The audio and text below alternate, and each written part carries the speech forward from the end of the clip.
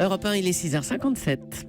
Le vrai faux de l'info de la matinale, Géraldine Vosner. Bonjour Géraldine. Bonjour Thomas. Ce matin, le républicain Gérard Larcher, dont les propos sur Europe 1 hier ont fait réagir. Le président du Sénat, sommé de commenter l'affaire des emplois occupés par Madame Fillon à l'Assemblée, a défendu la réputation de son institution. Un collaborateur parlementaire, d'ailleurs, c'est un motif de fierté chez nous. En moyenne, c'est 3 250 € bruts pour les femmes et moins de 3 000 € pour les hommes. Ça doit être un des rares cas où les femmes sont mieux traitées que les hommes.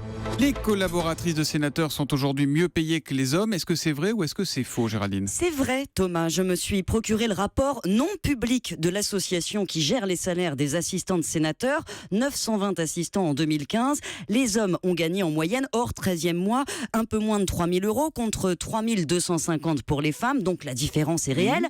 Mais il faut savoir que les femmes sont plus nombreuses au Sénat, 64%.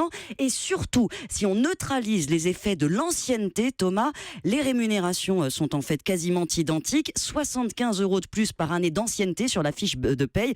Or, les femmes en bénéficient largement. Ah, mais ça, c'est pas forcément bon signe, Géraldine. Eh ben non, parce que, et c'est ce que m'ont expliqué plusieurs collaborateurs, le Sénat pour un homme, c'est un tremplin de carrière. Il part vite, alors que les femmes, elles, restent davantage coincées auprès de leurs sénateurs. Donc cette différence salariale, c'est surtout un indicateur d'absence de mobilité. Rien à voir avec une politique volontaire d'égalité salariale. Ce thème au Sénat n'est d'ailleurs jamais évoqué. Et au-delà de cette moyenne que donne Monsieur Larcher, on aimerait savoir combien de femmes sont à temps partiel, quelle est leur proportion parmi les hauts salaires, car les différences sont énormes au Sénat, avec des écarts de salaire de 1 à 7,5, ça va de moins de 1 500 à 7 000 €, Ah oui. comme à l'Assemblée d'ailleurs, où on ne connaît pas les écarts salariaux entre les sexes, et c'est quand même plus de 2000 collaborateurs à l'Assemblée. Donc pour la transparence, on pourrait commencer par rendre toutes ces données publiques. Absolument. L'appel lancé par Géraldine Vosner ce matin dans le vrai faux sur Europe 1. Merci Géraldine.